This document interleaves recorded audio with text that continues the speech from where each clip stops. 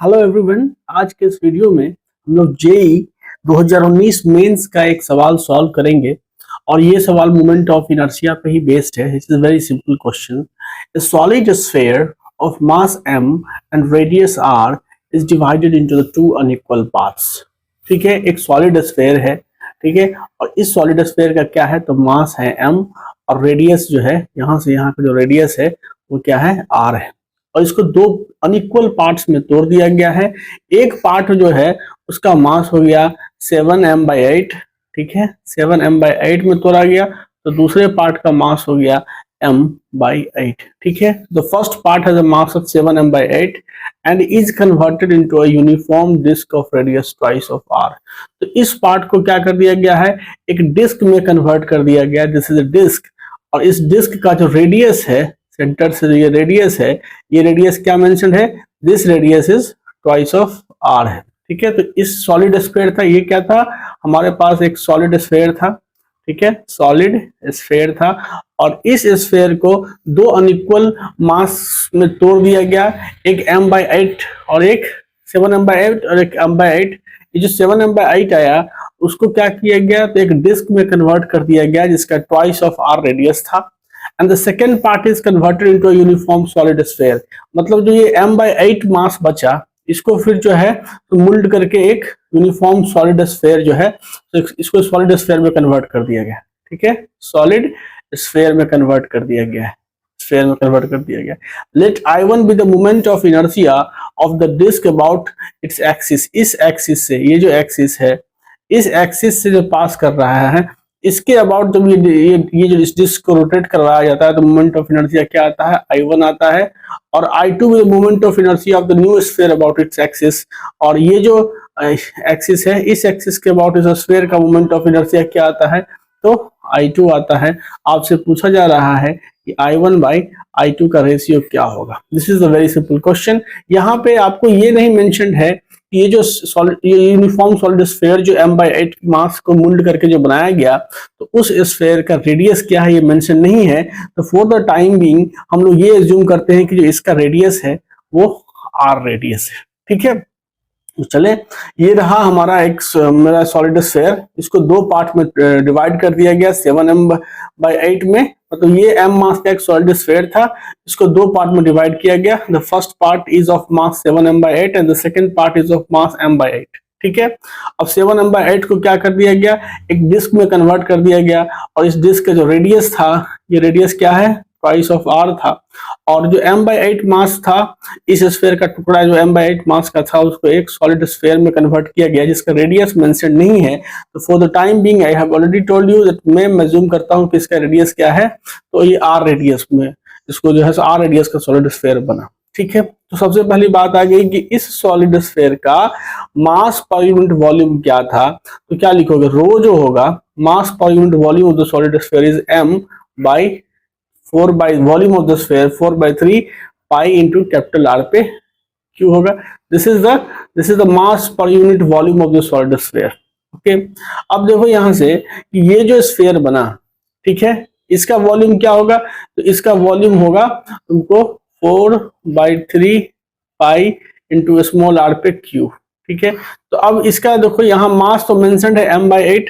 ठीक है, तो मैं कहीं ना कहीं ये लिख सकता हूं कि इसका वॉल्यूम ये आ गया, और मास पर यूनिट वॉल्यूम जो था इस सॉलिड स्फीयर के मटेरियल जो था उसका मास पर यूनिट वॉल्यूम क्या था, तो ये था।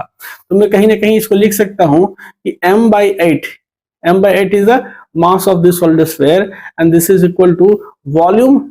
इसका वॉल्यूम क्या है, 4/3 पाई r क्यू। 4/3 पाई, हमारा ऑब्जेक्टिव क्या है कि जो रेडियस है r, इसको निकालना। ठीक है, और इसीलिए मैं कर रहा हूं कि m/8 इसका मास है total, m/8 equal to 4/3 pi small r पे Q, और इनटू जो मास पर यूनिट आपका वॉल्यूम क्या है, तो m/4/3 पाई कैपिटल R पे Q। तो यहां से अगर आप देखें तो ये पाई और ये कट गया। ठीक है, और जब ये कटा तो ये कितना, और m से m कट गया। तो कहीं ना कहीं आप इसको लिख सकते हैं कि 1/8, क्या लिख सकते हैं, 1/8 is equal to RQ by capital RQ।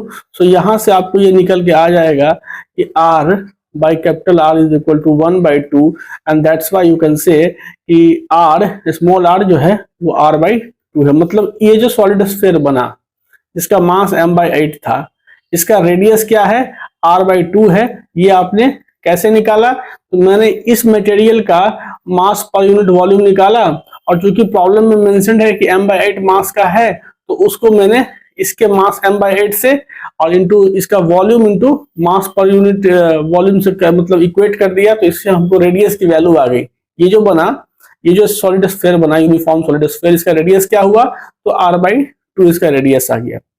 तो इस वाले स्फीयर का अगर आप मोमेंट ऑफ इनर्शिया निकालोगे, I1 है, इसका moment of inertia about an axis passing through its centre, ये जो इस एक्सिस के अबाउट जो इसका मोमेंट ऑफ इनर्शिया है वो यहाँ प्रॉब्लम में I1 मेंशन्ड है। तो हम क्या लिख सकते हैं यहाँ पे कि I1 वैसे भी किसी भी डिस्क का मोमेंट ऑफ इनर्शिया क्या होता है about an axis passing through the centre, तो 1/2 mass of the disc into r पे स्क्वायर रेडियस पे स्क्वायर, ये होता है ना moment of inertia of disc passing through its centre.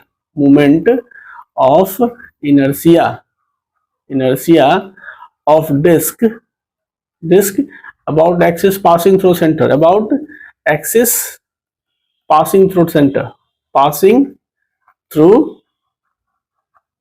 center क्या होता है? तो ये फॉर्मूला होता है। तो मैं I1 की वैल्यू निकालते हूँ। I1 मतलब क्या चीज कि डिस्क का moment of inertia about the axis passing through the centre. तो डिस्क का मास है 7m/8, तो मैं लिखूंगा 1/2 मास की वैल्यू मैंने सब्स्टिट्यूट की 7m/8 और रेडियस की वैल्यू यहाँ पता है, ये ट्वाइस ऑफ r रेडियस का बना था, तो इंटू ट्वाइस ऑफ r पे स्क्वायर। तो ये आ गया कितना?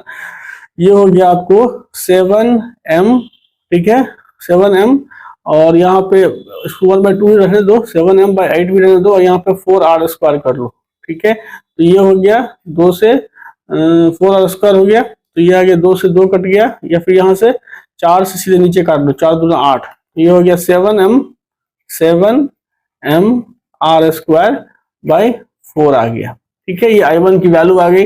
अब जो ये I2 है वो है moment of inertia of this solid sphere about an axis passing through the its centre, ये इसका जो मोमेंट ऑफ इनर्शिया I2 होगा। तो मुझे पता है कि किसी भी सॉलिड स्फीयर का मोमेंट ऑफ इनर्शिया क्या होता है, तो ये होता है 2/5 m r square, where r is the radius, m is the mass of this uniform solid sphere.